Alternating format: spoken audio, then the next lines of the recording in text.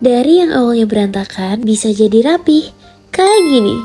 Assalamualaikum warahmatullahi wabarakatuh. Perkenalkan saya Amanda Fasaurotoin dari kelas 2024B dengan NIM 048. Pada kesempatan kali ini, saya akan mencoba untuk mengarsipkan seluruh dokumen pribadi saya yang sudah saya siapkan di sebelah kanan saya. Pada kedua box file yang setelah saya siapkan, terdapat lebih dari 20 dokumen pribadi saya yang akan saya arsip kembali dengan sistem subjek.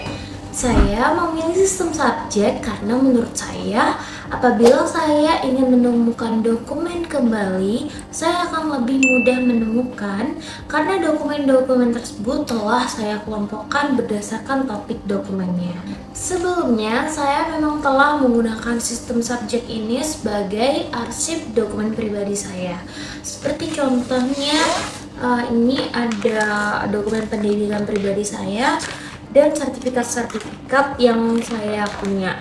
Itu saya masukkan ke dalam mat plastik seperti ini, baru saya masukkan ke file box. Namun pada kesempatan kali ini saya ingin lebih merincikan lagi proses pengarsipan saya, yakni dengan cara dokumennya awalnya akan saya simpan ke dalam stok mat plastik ini dan diberikan kode, diberikan nama, lalu akan saya masukkan ke dalam mat plastik ini, baru saya masukkan ke file box. Contohnya seperti nantinya pada mat plastik ini akan saya beri keterangan pendidikan, sehingga di dalam map ini akan terdapat beberapa stok mat plastik seperti sertifikat lomba, terus jadwal KRS, dan lain-lain sebagainya. Nah, perincian arsip yang saya gunakan tadi saya rasa akan sangat amat membantu saya karena nantinya ketika saya membentukkan dokumen, saya akan lebih mudah menemukan dokumen yang saya butuhkan karena telah dikelompokkan sesuai topik dokumen tersebut. Lalu, pengelompokan arsip dengan sistem abjad ini saya rasa sangat masih dibutuhkan dalam waktu jangka panjang karena saya sendiri juga sudah merasakan dengan menggunakan sistem subjek ini dari saya SMK, sehingga saya lebih mudah untuk memasukkan dokumen-dokumen baru sesuai topik yang sudah saya tentukan sebelumnya. Selain itu, ketika dokumen-dokumen bertambah sangat banyak, menurut saya sistem subjek ini masih sangat efektif untuk digunakan karena ya kita kan sudah mengelompokkan nih dengan topik apa, jadi nanti kalau misalkan ada dokumen baru ya sudah kita tinggal memasukkan dokumen tersebut sesuai dengan pengelompokan yang sudah kita tentukan sebelumnya. Nah, terus bagaimana dengan dokumen-dokumen sebelumnya yang sudah ada? Nanti apakah dokumennya menumpuk atau bagaimana?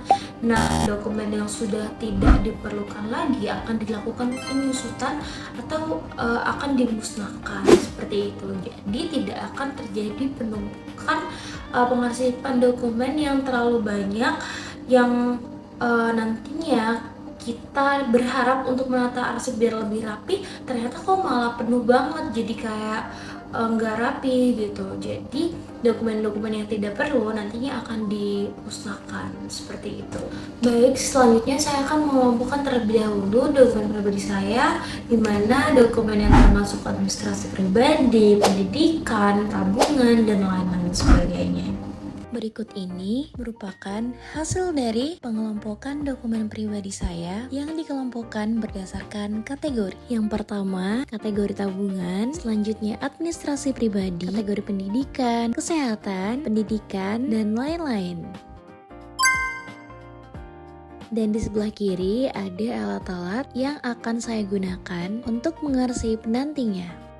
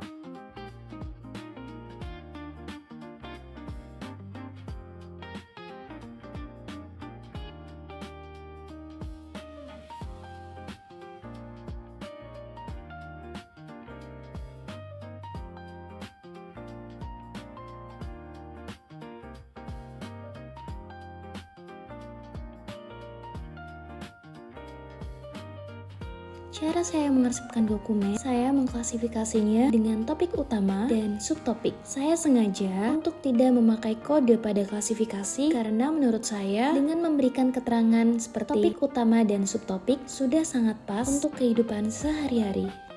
Pada pengarsipan kartu, saya langsung menata di dompet agar lebih mudah diambil ketika ingin digunakan. Dengan susunan seperti kartu yang saya jarang gunakan akan saya taruh di belakang, sedangkan kartu yang sering saya gunakan akan saya letakkan di depan kartu yang jarang saya gunakan. Ini merupakan hasil dari pengarsipan saya. Saya sengaja membedakan box file arsip inaktif dan arsip aktif agar lebih mudah pengelompokannya. Map pertama merupakan map dengan topik utama pendidikan dengan subtopik sertif, KRS, surat pernyataan, dan lain-lain dalam konteks pendidikan. Selanjutnya yakni map dengan topik utama administrasi pribadi dan subtopik tabungan, KK, dan akta kelahiran. Selanjutnya pada box inaktif terdapat ijazah yang saya susun dari tingkat paling rendah hingga tingkat tinggi, lalu disusul dengan rekap medis. Ternyata setelah saya merapikan arsip saya, sangat banyak sekali dokumen yang harus dimusnahkan. Beda halnya dengan arsip inaktif yang telah saya tata di sini. Di sini merupakan arsip inaktif yang kemungkinan masih dibutuhkan, tetapi sangat jarang untuk saya gunakan. Sedangkan ini adalah dokumen-dokumen yang termasuk arsip inaktif juga, tetapi sudah sama sekali tidak pernah digunakan sehingga akan dilakukan pemusnahan. Pemusnahan akan saya lakukan dengan cara merobek-robek kertas untuk melindungi data pribadi saya. Ketika sudah disobek menjadi bagian-bagian kecil, lalu saya akan masukkan ke plastik sampah yang nantinya akan kita buang. Itu tadi adalah contoh pengarsipan dokumen pribadi saya dengan menggunakan sistem subjek. Kendala yang saya alami menggunakan sistem subjek ini yakni pengelompokan topik, di mana dokumen-dokumen kecil itu terkadang harus digabung dengan dokumen lainnya sehingga ada dua topik yang menjadi satu kategori karena sedikitnya dokumen. Di lain hal itu, sistem subjek ini yang merasa sangat-sangat membantu kita ke depannya untuk mencari dokumen-dokumen yang telah dikelompokkan sebelumnya. Sekian dari saya, mohon maaf apabila ada kesalahan saat saya mengarsipkan dokumen ataupun salah kata. Wassalamualaikum warahmatullahi wabarakatuh.